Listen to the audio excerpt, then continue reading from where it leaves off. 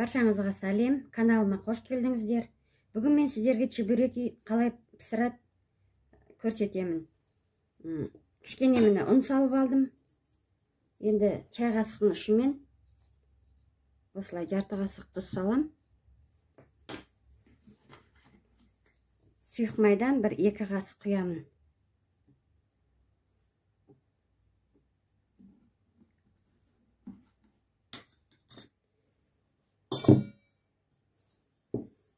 Енді мынандай қайнаған судан шетінен құйып отырып нанымызды илейміз. Қолдарыңыз күйіп қалмасын, қасықпен араластырасыздар ғой.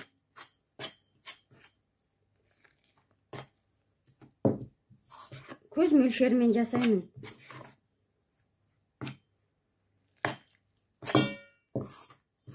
Нандарыңыз кішкене сұйықтау болып кетсе, жұмсақтау болып. Оны қосып жіберсеңіздер болады.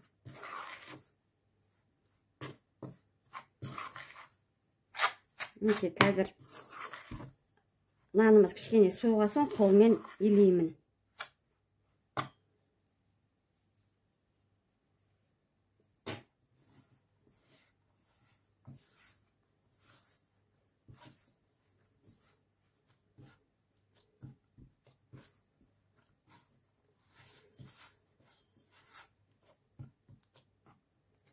Нанымыз тегеннен шетіне жабыспайды.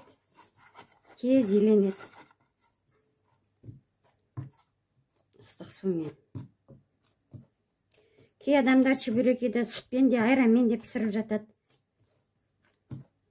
Ең ыңғайлысы наны қытырлақ болатыны ыстық сумен илеген.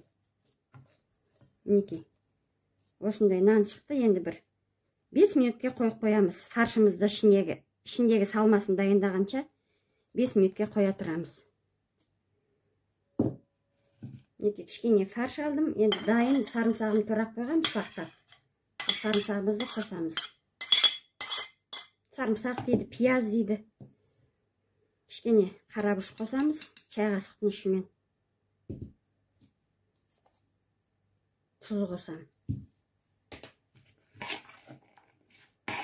Енді жақсылап араластырып аламыз.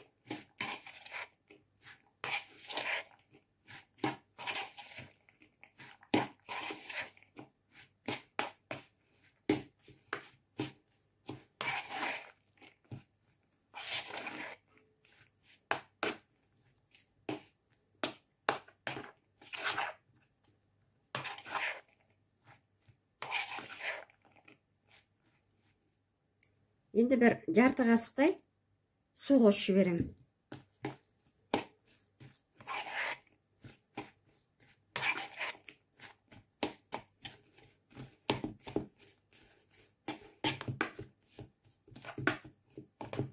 Мінекей.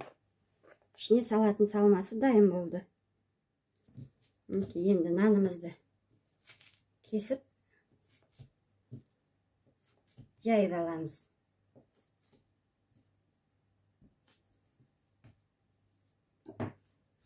Кішкене ұн себейін.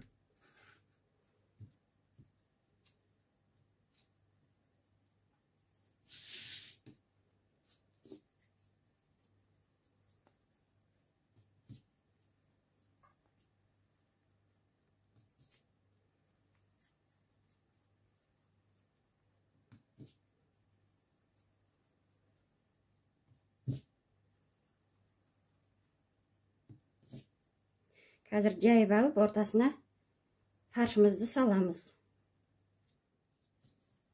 Нанымызды жайып аламыз.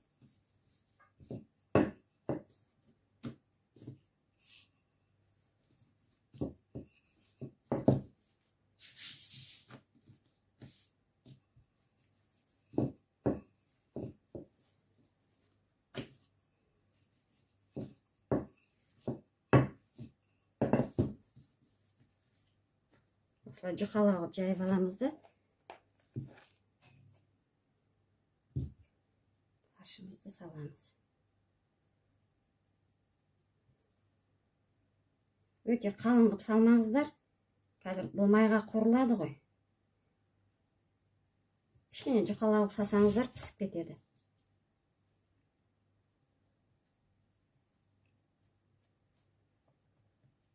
шетін осылай басып,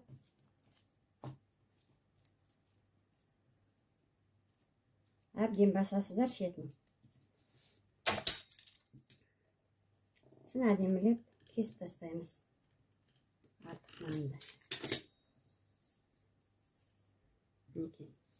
Барлығын осындай дайындап аламыз.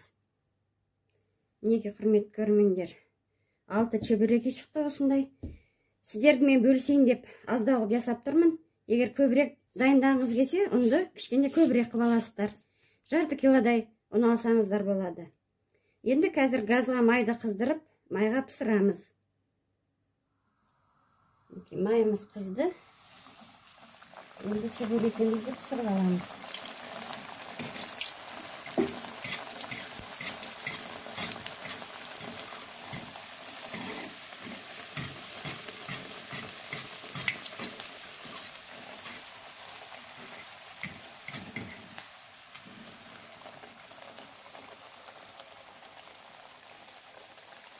Астындағы отын кішкене басып қояқ, ішінде еті пісу керек. Орташа отта пісірамыз осылай.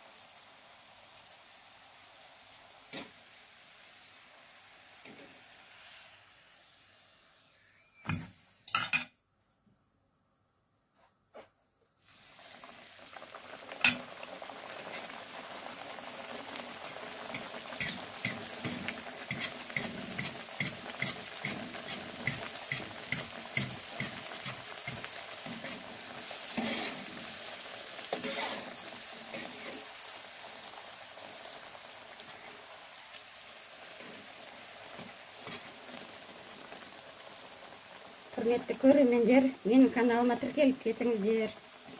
Тіркелген көрермендерге алғысым шексіз. Лайк басып, комментарий жазып.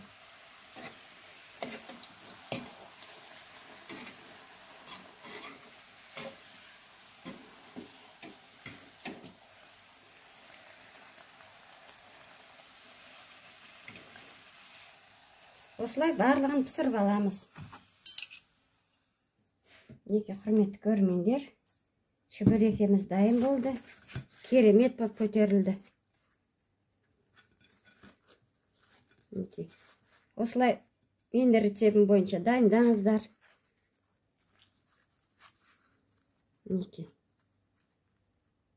Астарыңыз дәмді болсын.